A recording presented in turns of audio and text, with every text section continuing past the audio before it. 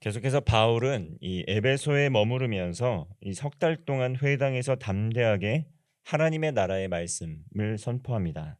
그러나 그로 인해서 수많은 유대인들의 비난을 받게 됩니다. 그렇지만 바울은 이 낙심하지 않고 또 계속해서 복음을 선포하며 나아갑니다. 회당을 떠나서 이 두란노 서원에서 두 해 동안 머무르면서 하나님의 말씀을 꾸준하게 가르친 것입니다. 더불어 이와 같이 놀라운 기적도 나타나게 됩니다.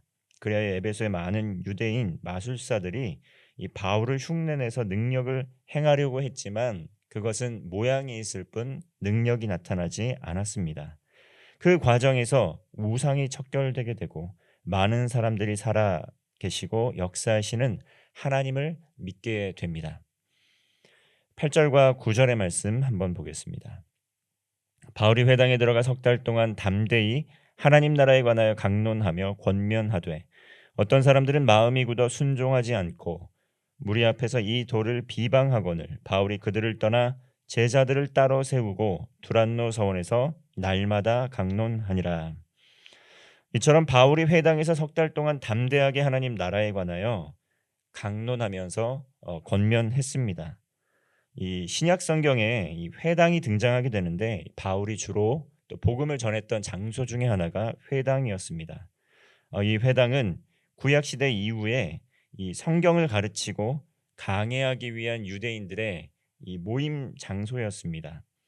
이 아마도 바벨론 포로 기간 중에 디아스포라 유대인에 의해서 시작된 것으로 추정을 하고 있습니다. 유대인들은 이스라엘에서 쫓겨나게 되고 또 포로로 잡혀나가게 되면서 그 신약 시대에 이르기까지 수많은 박해의 과정을 겪었기 때문에 그곳에 사는 유대인들은 각지로 계속 흩어져야만 했다라는 것입니다. 그리고 흩어져 있을 때 주로 이 회당이라는 곳을 만들어서 회당에서 안식일에 예배를 드리고 또 회당에서 자녀 교육과 재판을 하기도 하였습니다.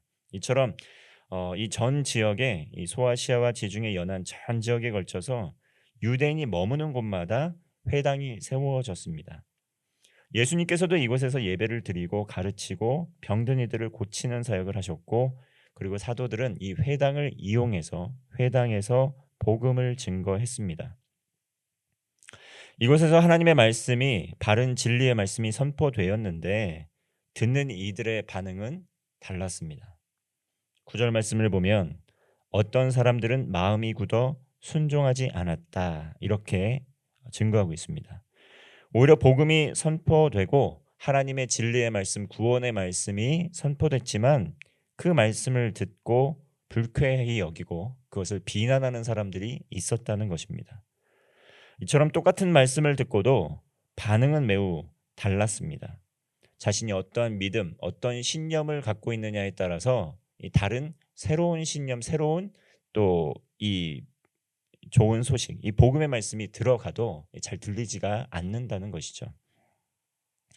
듣는 사람의 마음밭이 어떠하느냐에 따라서 정말 그 반응이 다르다는 것, 이것은 신약 성경에도 예수님께서 비유로 말씀하신 것입니다. 이 복음의 씨앗이 심기워 이 좋은 마음밭을 가진 사람은 어떠하느냐에 따라서 이 복음의 씨앗이 심기워서 이 풍성한 복음의 열매를 맺기도 하지만 굳은 마음, 거부하는 마음을 갖고 있을 때 복음을 들어도 화를 내는 사람이 있는데 이 길가에 뿌려진 씨앗, 이 새가 먹고 또 돌밭에 뿌려진 씨앗은 곧 말라버리게 되고 가시 떨기 위해 떨어진 씨앗은 가시가 자라 기운을 막고 좋은 땅에 뿌려진 씨앗은 100배, 60배, 30배의 열매를 맺는다고 성경은 기록하고 있습니다. 복음의 씨앗이 뿌려질 때 마귀가 역사합니다. 이 새가 먹는다는 것은 마귀가 역사하는 것을 말씀하는 것입니다. 그리고 또 돌밭에 뿌려졌는데 그것이 곧 말라버린다는 것은 시련이 왔을 때 잠깐 기쁨이 있었지만 시련이 찾아올 때 이 믿음이 사라지는 것을 의미합니다. 그리고 가시떨기에 뿌려졌다는 것은 염려와 재물, 이 세상의 기쁨 때문에 결실을 맺지 못하고 비실비실 자라나는 그러한 씨앗을 지금 보여주고 비유로 말씀하십니다. 그리고 착하고 좋은 마음으로 말씀을 듣고 지키고 인내로 결실하게 될 때 이 30배, 60배, 100배 이 결실을 맺게 된다는 것입니다.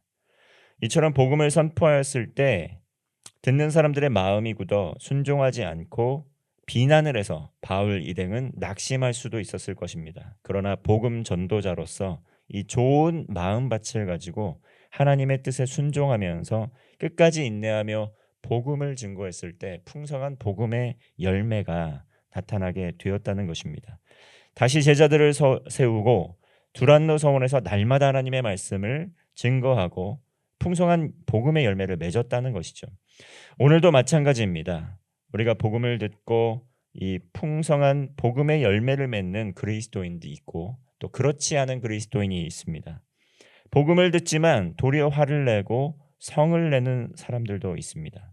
가정에서 또 생업과 삶의 모든 현장에서 이러한 상황을 수도 없이 마주하게 됩니다. 잠깐 주님의 말씀을 듣고 기쁨으로 받았지만 우리의 삶에 시험이 찾아오게 되었을 때 그것이 시험인지 알아차리지 못하고 주님을 따르는 길에서 벗어나는 그리스도인들도 있습니다. 그리고 이 생에 또 염려, 또 재물, 세상의 기쁨, 또 향락 이런 것 때문에 하나님을 제대로 따르지 못하고 그것에 휩쓸려 세상의 풍속을 따라 나아가는 그리스도인들도 있습니다. 그러나 우리가 낙심하지 않고 하나님 나라의 복음을 담대하게 선포하며 나가게 될 때, 주님의 말씀을 붙들고 기도하며 나가게 될 때 하나님께서 복음의 열매를 맺게 하여 주신다는 것을 기억해야 됩니다. 우리의 삶에 어떠한 일이 일어나든지 무슨 상황 가운데 있든지 우리가 인내하여 이 복음의 말씀을 듣고 신실하게 증거하며 나가게 될 때 하나님께서 풍성한 복음의 열매를 맺게 해 주신다는 것입니다. 바울을 통해 복음을 듣고 수많은 이방인들이 주님을 믿게 되었습니다. 이 기간 동안에 믿음으로 행한 바울에게 또 능력도 나타나게 됩니다. 11절과 12절 말씀입니다. 하나님이 바울의 손으로 놀라운 능력을 행하게 하시니 심지어 사람들이 바울의 몸에서 손수건이나 앞치마를 가져다가 병든 사람에게 얹으면 그 병이 떠나고 악귀도 나가더라. 이처럼 바울이 놀라운 능력을 행하고 병든 사람이 치유되고 악한 마귀들도 떠나가게 됩니다. 이처럼 성령님이 함께 하시는 성령의 사람들은 좋은 마음밭을 가지고 말씀과 기도에 힘쓰며 나가게 될 때 하나님께서 사랑하시는 그 영혼들을 구원하시기 위한 그 하나님의 마음의 사랑으로 비롯된 성령의 능력으로 치유되고 회복이 일어나게 되고 악귀도 떠나가게 됩니다. 이러한 이 능력을 나타내는 바울을 따라하는 유대인들이 생겨나기 시작했습니다. 14절 말씀을 보면 유대의 한 제사장 스게와의 7 아들도 이 길을 행하더니 이 스게와의 7 아들도 이 일을 두루 행하였다, 흉내를 내었다 하였습니다. 그러나 이 모양은 있지만 능력이 제대로 드러나지가 않았습니다. 15절과 16절 말씀을 보면 도리어 악기가 튀어나와서 그들을 모른다 하면서 달려들어 그들은 망신을 당하게 됩니다. 이 때문에 모든 에베소에 사는 사람들 주님의 이름을 높이고 주님께 돌아오게 되는 역사가 일어나게 됩니다. 20절 말씀을 보면 마술을 행하는 많은 사람들이 지난날의 삶을 돌이키고 회심하였다 이 말씀을 하게 됩니다. 20절 말씀 우리 함께 읽겠습니다. 20절입니다. 시작. 이와 같이 주의 말씀이 힘이 있어 흥왕하여 세력을 얻으니라. 아멘.